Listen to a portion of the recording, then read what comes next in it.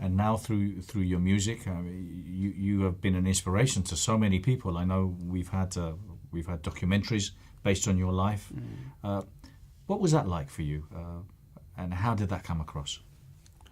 Well, the documentary, I have a documentary out called War Child and a book called War Child, even an album called War Child. That did not happen just because of me, it's because of different people who persuaded me to tell my story or write my story, because I didn't know how the impact was.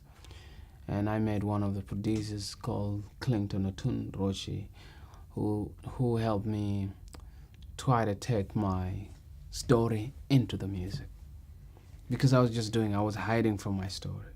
But he told me, look, wait a minute, look at what hip-hop people do. They tell their stories. It's their stories that they're telling.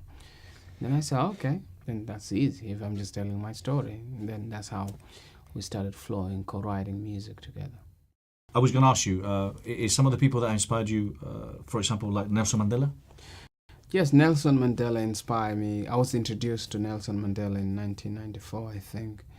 And sometime 1994. Nelson, Martin Luther King, Gandhi. Recently also I was introduced to the Kennedy family, to listen to their speech. Robert Kennedy, listening to his speech where he did in South Africa, and then learning about William Wilberforce from England in the olden days.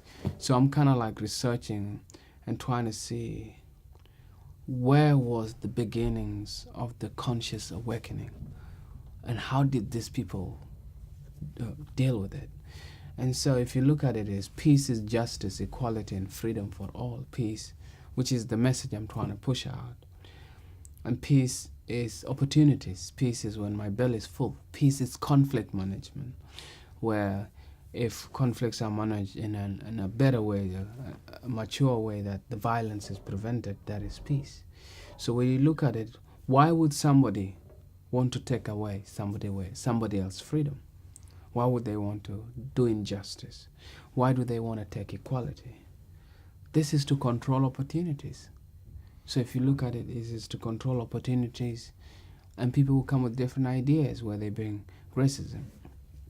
And so if you look at it now, I would say I'm so lucky to be in times like this, where there's a conscious awakening, where a lot of human beings cannot be easily fooled, especially those who are educated. They can't be able to tell, and if they're not consciously dead, they will act. And in this kind of world, this kind of people where a lot of children are raised to love, there's some events you go to. I went for a event, it's called the Youth Green Day, Green in Bristol, seeing this thousands of kids excited to make our world green and change the world. And they don't care.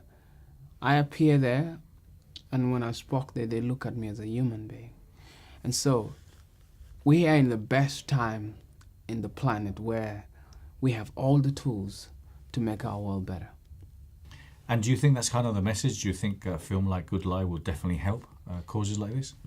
A message like Good Lie is telling a story of strong young people that survive, and also showing the connection of how human beings can stick out for each other, and how we can be transformed by another person's life if we get to listen and get to know their story.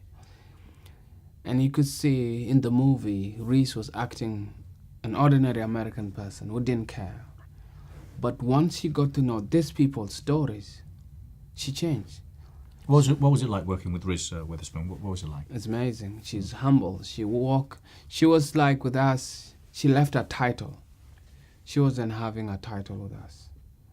So she became like our sister there. It's a difficult, challenging world, and when we compare what we understand as difficult and compared with what you've gone through, it's obviously like night and day. I always believe that people should put things in perspective, and we should always look at other people's situations and other people's lives to really understand how lucky and blessed we are. What's your thoughts and your advice for people that are having difficulty and wanting to move forward in life and reinvent themselves in whatever way possible? I mean, what I can say is nobody will free you except yourself.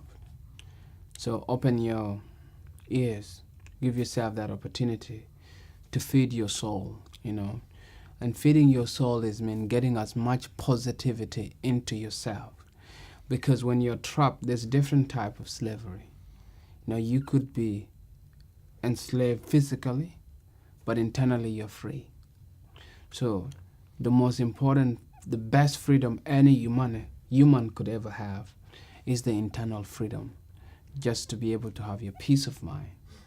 That freedom is the most important freedom. Even if you're in a room, and we could see proof from people like Nelson Mandela, who have been in jail for 27 years, has been done so many things, but he kept his internal peace, internal freedom, where he could say, though you could lock me in, but my spirit I have in control.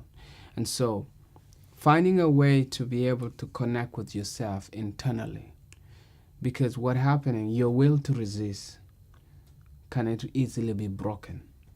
And when it's broken by whatever it is, it could be somebody raped you, it could be your childhood has been stolen from you, it could be your workplace, it could be anything. Every human being is a battlefield, and the battles are fought in your mind and won at the heart. So when you've given up, it's mean your mind has given up. Then your heart become a slave. And when your heart become a slave, then now you get to feel the pain. You can't get to see, people talk to you, you can't hear. But if somebody's listening, what I'll say is the formula I'd use was to empower myself inside, getting the positive things, reading, listening at people who have suffered before, hearing that story. So finding just information. The more information you give that are positive into your heart, it will give you internal muscles. So when you wage the battle to free yourself mentally, you're equipped to fight and free yourself.